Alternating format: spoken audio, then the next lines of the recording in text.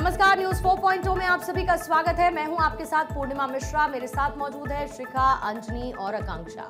बात करते हैं सबसे पहले केंद्रीय गृह मंत्री अमित शाह की, जो कि आज हरियाणा के फरीदाबाद में उत्तर क्षेत्रीय परिषद की बैठक की अध्यक्षता करने पहुंचे। केंद्र सरकार, राज्य सरकार और केंद्र शासित प्रदेशों के वरिष्ठ अधिकारियों ने इसमें हिस्सा लिया।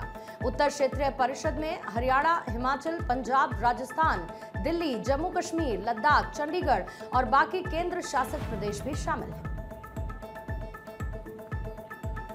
बैठक में राजस्थान के मुख्यमंत्री भजनलाल शर्मा, मुख्यमंत्री भगवंत मान, मुख्यमंत्री नायब सिंह सैनी, हिमाचल के सीएम सुखविंदर सिंह सुक्खू, जम्मू कश्मीर के उपराज्यपाल मनोज सिन्हा, दिल्ली के उपराज्यपाल विनय कुमार सक्सेना और सीएम उमर अब्दुल्ला, सीएम रेखा गुप्ता के साथ अधिकारियों ने बैठक में हिस्सा लिया। बैठक के दौरान दिल्ली लाल किला विस्फोट में मारे गए लोगों को श्रद्धांजलि देने के लिए 1 मिनट का मौन रखा गया। बैठक में राज्य सरकारों के बीच समन्वय, जल बंटवारे के मुद्दे पर और विकास के आरोप पर चर्चा की गई। क्षेत्रीय परिषदें प्रधानमंत्री नरेंद्र मोदी की टीम भारत के दृष्टिकोण को पूरा कर रही है। वहीं क्षेत्रीय परिषद इस विश्वास के साथ इस दिशा में महत्वपूर्ण योगदान दे रही है कि सशक्त राज्य एक मजबूत राष्ट्र बनाते हैं। क्षेत्रीय परिषदों में 2 या 2 से अधिक राज्यों या फिर केंद्र को प्रभावित करने वाले मुद्दों पर संवाद के लिए एक संरचित तंत्र प्रदान करती है। क्षेत्रीय परिषदें पिछले कुछ सालों में कई क्षेत्रों में आपसी समझ और सहयोग के स्वस्थ संबंधों को बढ़ावा देने में एक महत्वपूर्ण साबित हुई है। क्षेत्रीय परिषदें राष्ट्र महत्व के व्यापक मुद्दों पर भी चर्चा करती हैं। इनमें महिलाएं या फिर बच्चों के खिलाफ यौन अपराधों के मामलों की त्वरित जांच और उनके शीघ्र निपटारे के लिए फास्ट ट्रैक विशेष अदालतों का कार्यान्वयन शामिल है। पिछले 11 सालों में कई क्षेत्रीय परिषदों और उनकी स्थायी समितियों की कुल 63 बैठक हो चुकी है। बिहार विधानसभा चुनाव में जहां प्रचंड बहुमत के बाद नीतीश कुमार के नेतृत्व में एनडीए सरकार के गठन की तैयारियां युद्ध स्तर पर चल रही है, वहीं नई सरकार का स्वरूप को लेकर जहां प्रशासनिक महकमे में चर्चा भी तेज है। जानकारी के मुताबिक सभी विभागों द्वारा नए मंत्रियों के सामने पेश किए जाने वाले नोट्स और पावर पॉइंट प्रेजेंटेशंस को भी तैयार कराया जा रहा है। इसे लेकर बिहार सरकार के तमाम महकमों में सरगर्मी तेज हो गई है। वहीं दूसरी ओर आज बिहार विधानसभा चुनाव के जो नतीजे आने वाले के बाद जेडीयू नेता नीतीश कुमार ने राज्यपाल आरिफ मोहम्मद खान को अपना इस्तीफा सौंप दिया, उनसे मुलाकात की और राजभवन जाने से पहले नीतीश कुमार ने सरकार की आखिरी कैबिनेट की बैठक भी की। इस बैठक में मंत्रिमंडल को भंग करने के प्रस्ताव को पास किया गया और कैबिनेट बैठक में संपन्न होने के बाद फिर वो राजभवन गए, अपना इस्तीफा दिया। इन्फॉर्मेशन के मुताबिक मुख्यमंत्री नीतीश कुमार राजभवन पहुंचे और राज्यपाल आरिफ मोहम्मद खान को औपचारिक रूप से वर्तमान विधानसभा भंग करने संबंधी पत्र सौंप दिया। इसके साथ ही ये लगभग तय हो चुका है कि बिहार विधानसभा 19 नवंबर को भंग कर दी जाएगी। इसके बाद नई सरकार बनाने का जो मार्ग है पूरी तरीके से साफ हो जाता है और एक बार फिर से नीतीश कुमार सीएम पद के लिए शपथ ग्रहण कर सकते हैं, ये संभावना है। मौजूदा सरकार का कार्यकाल 22 नवंबर को खत्म हो रहा है और इसीलिए उससे पहले हर हाल में नई सरकार का गठन करना बहुत जरूरी होगा। इसी बीच चुनाव आयोग ने सभी विजयी उम्मीदवारों की सूची राजभवन को सौंप दी है और राज्य में आचार संहिता भी खत्म हो गई है, जिससे सरकार गठन की प्रक्रिया अब तेज होने वाली है। दिल्ली एनसीआर की हवा में घुला हुआ जहर लोगों की सेहत को बिगाड़ रहा है। लाख कोशिशों के बावजूद प्रदूषण का स्तर दिल्ली, नोएडा, गुरुग्राम में कम होने का नाम नहीं ले रहा और आज भी दिल्ली एनसीआर में स्मॉग की चादर नजर आई, जिससे सांस लेना मुश्किल है।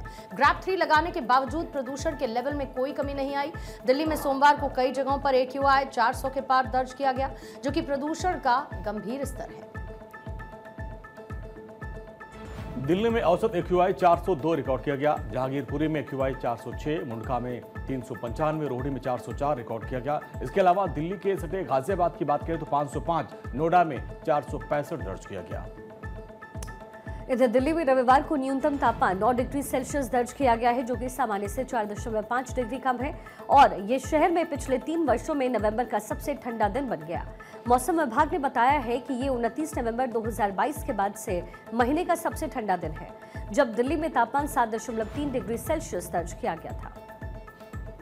दिल्ली में सर्दियों की शुरुआत के साथ स्थिति बिगड़नी शुरू हो जाती है। बीते कई सालों से इसी तरह की स्थिति देखने के लिए मिल रही है और इस दौरान आपको ये बताएं कि धूल धीरे धीरे धुंध में बदल रही है। पर्यावरण मंत्री ने बताया कि पराली जलाने से भी इसमें इजाफा होता है, लेकिन बुवाई का मौसम शुरू होने के साथ ही इसका असर कम होने लग जाएगा। प्रदूषण तो बहुत है। खराश, सुबह सुबह सांस लेने में तकलीफ होती है, जैसे सीना जम गया हो। और दौड़ते टाइम बलगम भी काफ़ी आता है। और प्रदूषण तो है ही, तो क्या कह सकते हैं। मौसम तो देखो ठंडा हो गया है, लेकिन इसी वजह से पॉल्यूशन भी बढ़ गया है। इससे अब प्रॉब्लम हो रही है। आप निकल के जाओ, अब जब घर जाओगे ना, आपको लगेगा गले में प्रॉब्लम थोड़ी सी। उसके लिए आपको गरारे भी करने पड़ेंगे, कई चीज़ करनी है, तब जाके राहत मिलती है, नहीं राहत नहीं मिल रही है। पॉल्यूशन अच्छा खासा हो गया है अब, जिसकी वजह से बच्चों को भी प्रॉब्लम है, सबको प्रॉब्लम है, बड़ों को ज़्यादा प्रॉब्लम हो गई है। अब हमारे साथ के लोग हैं, हमारे देश के लोगों को प्रॉब्लम होने लगी है। तो पॉल्यूशन तो अच्छा खासा ज़्यादा हो चुका है। दिल्ली में इसको कंट्रोल करने के लिए बहुत ज़्यादा जरूरत है इसकी। दिल्ली में चाणक्य डिफेंस डायलॉग का आयोजन किया गया और इसमें सेना प्रमुख जनरल उपेंद्र द्विवेदी ने सुरक्षा चुनौतियों, पाकिस्तान की भूमिका, कश्मीर की स्थिति और क्षेत्रीय हालात पर खुलकर बात की। अपने संबोधन में उन्होंने पाकिस्तान पर कड़ा प्रहार करते हुए कहा कि राज्य प्रायोजित आतंकवाद भारत के लिए सबसे बड़ी चिंता है। उन्होंने कहा कि पानी और खून एक साथ नहीं बह सकते, बातचीत और आतंकवाद एक साथ नहीं चल सकते। जनरल द्विवेदी ने कहा कि पाकिस्तान चाहे पर्दे के पीछे रहकर आतंकवाद को बढ़ावा दे, भारतीय सेना उसकी हर गतिविधि पर पूरी नजर रखती है। उन्होंने बताया कि पिछले 5 वर्षों में कश्मीर में आतंकवाद काफी घटा है और 61% मारे गए आतंकवादी पाकिस्तान से आए थे, और जिससे ये साफ है कि सीमा पार से घुसपैठ की कोशिशें अभी भी जारी है। मैं तो ये कहना चाहूंगा कि मूवी शुरू भी नहीं हुई थी, सिर्फ एक ट्रेलर दिखाया गया था और ट्रेलर के बाद 88 घंटे में वो ट्रेलर खत्म हो गया था। तो आगे आने वाले हालात कैसे होंगे, ये इसके बारे में हम पूरी तैयारी करके बैठे हुए हैं। और अगर कोई ऐसा हमें मौका देता है पाकिस्तान, तो हम उसको भरपूर एक शिक्षा प्रदान करना चाहेंगे उसको कि कैसे एक जिम्मेवार नेशन को अपने पड़ोसियों से बिहेव करना चाहिए। जनरल द्विवेदी ने कहा है कि पाकिस्तान के लिए ये बड़ा चैलेंज बन करके आएगा और हम कह रहे हैं कि आप शांति की प्रक्रिया अपनाइए। आप हमें अगर ब्लैकमेल करना चाहते हैं तो भारत किसी ब्लैकमेल से नहीं डरता। ये ऑपरेशन सिंदूर सिर्फ एक ट्रेलर था जो कि 88 घंटे में खत्म हो गया और हर स्तर पर समय के हिसाब से एक्शन लेना पड़ेगा। सेना प्रमुख जनरल उपेंद्र द्विवेदी ने कहा कि जम्मू कश्मीर का आदमी भारत के कोने कोने में जाना चाहता है, वहां काम करना चाहता है। देश के लोग जम्मू कश्मीर से जुड़ना चाहते हैं। जो लोग वहां के हालात देखकर बाहर आ गए थे, वो भी वापस जाना चाहते हैं और अपनी जिम्मेदारी निभाना चाहते हैं। दिल्ली धमाके की जांच अब आगे बढ़ती जा रही है। हर दिन नए नए खुलासे हो रहे हैं। जांच एजेंसीज ने दिल्ली ब्लास्ट से जुड़े हुए शाहीन परवेज और बाकी आरोपियों के खिलाफ एक बड़ा खुलासा किया। पता ये चला कि आरोपी अपनी आतंकी गतिविधियों का प्लान बनाने और आपस में संपर्क के लिए रात के खास समय का इस्तेमाल करते थे, जिसे वो वुल्फ आवर भी कहते थे। जांच के मुताबिक आरोपी रात 11 से 2 बजे के बीच में सबसे ज्यादा सक्रिय होते थे और इस दौरान ही उनकी ज्यादातर बातचीत गतिविधियां होती थी। चैट बॉक्स के मैसेज से लेकर आपसी बातचीत का पूरा ब्यौरा इसी समय के दौरान का मिला है। बताया जा रहा है कि शाहीन हाउल कोड के जरिए ही बातचीत की शुरुआत करती थी। जांच में एजेंसियों को डॉक्टर शाहीन से जुड़े हुए बैंक खातों की गहराई से पड़ताल में कई चौंकाने वाली बातें सामने आई। सूत्रों की माने तो शाहीन के अब तक मिले हुए 7 बैंक अकाउंट्स में पिछले 7 साल में तकरीबन 1 करोड़ 55 लाख रुपए का ट्रांजैक्शन हुआ है। ये रकम किसके जरिए आई है और कहां-कहां से भेजी गई, उसका पूरा ब्यौरा खंगाला जा रहा है। शाहीन के जो खाते मिले हैं उनमें कुछ प्राइवेट बैंक अकाउंट्स भी हैं और कुछ सरकारी बैंक अकाउंट्स हैं। इनमें से 3 खाते कानपुर में, 2 लखनऊ में, 2 दिल्ली में होने की इंफॉर्मेशन एजेंसियों को मिली। जांच में ये बात भी सामने आई है कि 2014 से 17 के बीच में लगातार बड़े लेन देन भी हुए हैं। वहीं दूसरी तरफ गिरफ्तार आमिर राशिद अली को आज पटियाला हाउस कोर्ट में पेश किया गया, जहां कोर्ट ने 10 दिन के लिए एनआईए के रिमांड में सौंप दिया है। कोर्ट में सुनवाई के दौरान आरोपी आमिर राशिद अली शांत बैठा दिखा। वहां उसके साथ उसकी कानूनी टीम भी मौजूद थी। जम्मू कश्मीर पुलिस पूरी तरह से अलर्ट मोड पर आ गई। सुरक्षा एजेंसियों को आशंका है कि कहीं आतंकी संगठन इस घटनाक्रम का फायदा उठाकर घाटी या जम्मू रीजन में किसी वारदात को अंजाम न दे। इसी को देखते हुए पूरे प्रदेश में सुरक्षा कड़ी कर दी गई। समाजवादी पार्टी के नेता आजम खान और उनके बेटे अब्दुल्ला आजम को फिर से 7 साल की सजा हुई है। रामपुर की एमपी एमएलए कोर्ट ने फर्जी पैन कार्ड मामले में दोनों को दोषी करार दिया और जिसकी थोड़ी ही देर बाद सजा भी सुना दी गई। कोर्ट ने दोनों पर 50-50 हजार का जुर्माना भी लगाया है। फैसले के बाद कोर्ट में ही पुलिसकर्मियों ने आजम खान और अब्दुल्ला को हिरासत में ले लिया है। आजम खान 23 सितंबर यानी 2 महीने पहले सीतापुर जेल से रिहा हुए थे, जबकि उनके बेटे अब्दुल्ला आजम 9 महीने पहले हरदोई जेल से रिहा हुए थे। अब दोनों फिर से जेल जाएंगे। बता दें कि फर्जी पैन कार्ड का मामला 2019 का है। रामपुर में बीजेपी के नेता आकाश सक्सेना ने सिविल लाइंस थाने में दोनों के खिलाफ केस दर्ज करवाया था। आरोप लगाया गया था कि आजम ने बेटे अब्दुल्ला को चुनाव लड़वाने के लिए 2 अलग-अलग जन्म प्रमाण पत्रों के आधार पर 2 पैन कार्ड्स बनवाए और असली जन्म तिथि यानी 1 जनवरी 1993 के मुताबिक अब्दुल्ला 2017 में चुनाव लड़ने के योग्य ही नहीं थे। उनकी उम्र 25 साल नहीं हुई थी, इसलिए आजम ने दूसरा पैन कार्ड बनवाया जिसमें उन्होंने जन्म का साल 1990 दिखाया। आजम खान को एक गलती की 2 बार सजा मिली है। इससे पहले 18 अक्टूबर 2023 को रामपुर कोर्ट ने आजम खान, उनकी पत्नी तंजीन फातिमा और बेटे अब्दुल्ला को 7-7 साल की सजा सुनाई थी। ये केस बेटे अब्दुल्ला के फर्जी जन्म प्रमाण पत्र से जुड़ा हुआ था। अब्दुल्ला के 2 जन्म प्रमाण पत्र हैं। एक पत्र रामपुर में बना है। चुनाव लड़ने के समय इन्होंने लखनऊ से दूसरा भी प्रमाण पत्र बनवाया था। शैक्षणिक प्रमाण पत्र में अब्दुल्ला की डेट ऑफ बर्थ 1 जनवरी 1993 है, जबकि जन्म प्रमाण पत्र के आधार पर उनका जन्म 30 सितंबर 1990 बताया गया है। इन्हीं दोनों डेट ऑफ बर्थ के आधार पर 2 पैन कार्ड बनवाए गए थे। विदेश मंत्री डॉक्टर जयशंकर ने सऊदी अरब में हुए हादसे पर दुख जाहिर किया। जयशंकर ने कहा है कि मदीना में भारतीय नागरिकों के साथ हुई दुर्घटना से गहरा सदमा पहुंचा। रियाद स्थित हमारा दूतावास दुर्घटना से प्रभावित भारतीय नागरिकों और उनके परिवारों को पूरी सहायता प्रदान कर रहे हैं। इसके साथ ही सांसद ओवैसी ने भी हादसे पर गहरा दुख जाहिर किया। ये मुझे भी खबर अभी मालूम हुई है कि हैदराबाद के 2 ट्रैवल एजेंसी, एक fly zone tours and travels और अल मक्का हज एंड उमरा के 42 हाजी मक्का से मदीना जा रहे थे बस में, और बस को आग लगने से मालूम हुआ कि सिर्फ एक शख्स की जान बची है। कंफर्म नहीं है, बात कह रहे हैं कि पूरों का इंतकाल हो गया। मेरी भारत सरकार से और ख़ास तौर से एक्सटर्नल अफेयर्स मिनिस्टर से, जयशंकर साहब से ये रिक्वेस्ट है कि वो इमीडिएटली इस पर देखें, और अगर जिन लोगों की डेथ हुई है उनके परिवार ये चाह रहा है कि उनकी डेड बॉडीज जल्द से जल्द इंडिया को लाई जाए। ये मैं रिक्वेस्ट करता हूँ हमारे एक्सटर्नल अफेयर्स मिनिस्टर से और भारत सरकार से।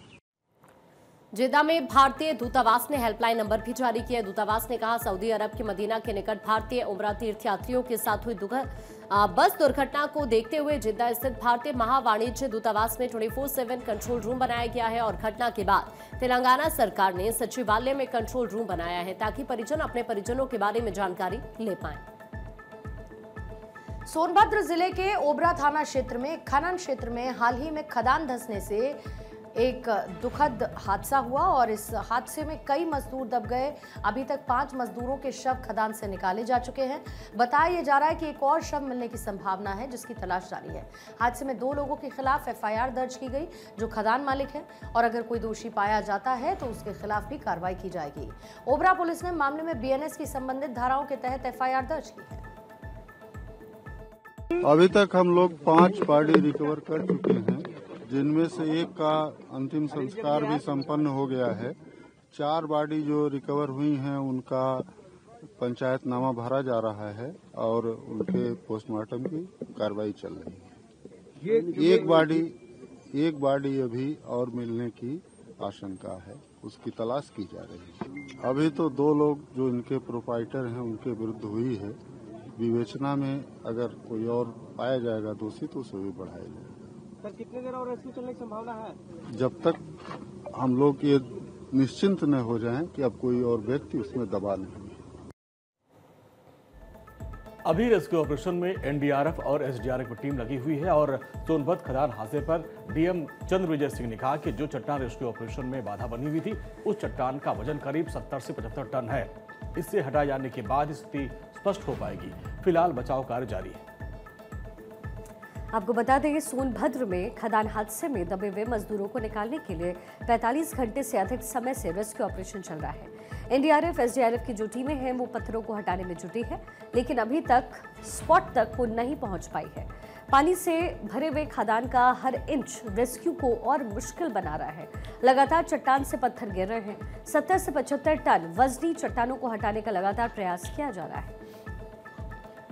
आपको ये बता दें कि हादसा 15 नवंबर को दोपहर करीब 3 बजे ओबरा थाना क्षेत्र के कृष्णा माइनिंग स्टोन की खदान में हुआ था। ड्रिलिंग के दौरान पहाड़ का 100 फीट हिस्सा टूटकर गिर गया था। चश्मदीदों के मुताबिक करीब 15 मजदूर मलबे में दब गए। खदान में 9 कंप्रेशर पर कई मजदूर काम कर रहे थे। इस बीच पहाड़ टूट गया। कुछ मजदूरों ने भागकर अपनी जान बचाई तो कुछ मलबे में दब गए। असम के मंत्री के पोस्ट पर भड़के शशि थरूर। मैं आयोजक नहीं हूं, स्टेटमेंट देना मेरा काम नहीं है। हिंदू होने के नाते मैं अपनी ओर से कह सकता हूं कि हमारा धर्म और राष्ट्रवाद ऐसे नरसंहारों की मांग नहीं करता है। 1989 में भागलपुर में कई मुसलमानों को मार डाला गया था। उन्हें खेत में दफना दिया गया था, जहां पर बाद में शवों को छिपाने के लिए पौधे लगा दिए गए थे। और इस पोस्ट को इसी से जोड़कर देखा जा रहा है, जिस पर कांग्रेस के सांसद शशि थरूर इस मामले पर पूरी तरीके से भड़के हुए नजर आते हैं।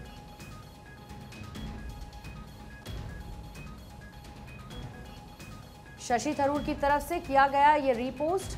पहले एक पोस्ट आता है जिसमें कैबिनेट मिनिस्टर का जिक्र होता है कि किस तरीके से 116 मुसलमानों को मारा गया था, उसको ग्लोरीफाई किया जा रहा है।